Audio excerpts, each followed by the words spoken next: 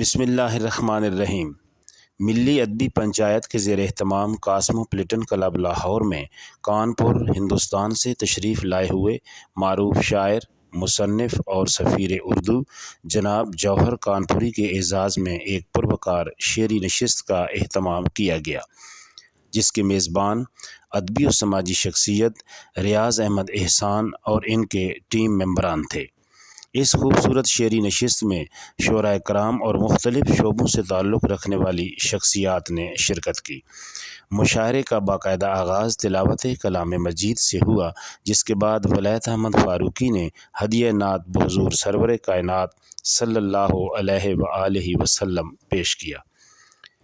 آنے والے تمام مہمانوں کا پھولوں سے استقبال کیا گیا اور انہیں خوش آمدید کہا گیا۔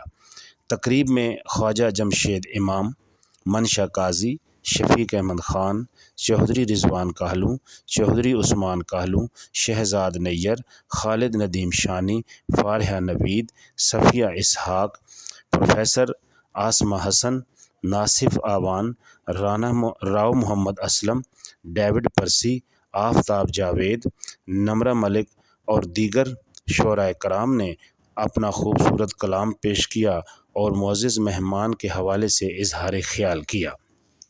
تمام شرکاء نے اس موقع پر معزز مہمان جناب جوہر کانپوری کو خوش آمدید بھی کہا۔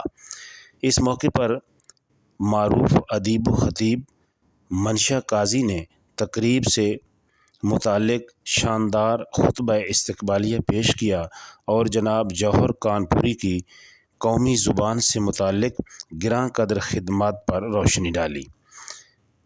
جناب ریاض احمد احسان نے اس موقع پر محترم جوہر کانپوری سمیت تمام شرکائے تقریب کی آمد کا دلی طور پر شکریہ ادا کیا، جبکہ معزز مہمان جناب جوہر کانپوری نے ملی ادبی پنچایت کی اس خوبصورت کاوش کو سراہا اور تمام شرکائے محفل کا دلی طور پر شکریہ ادا کیا۔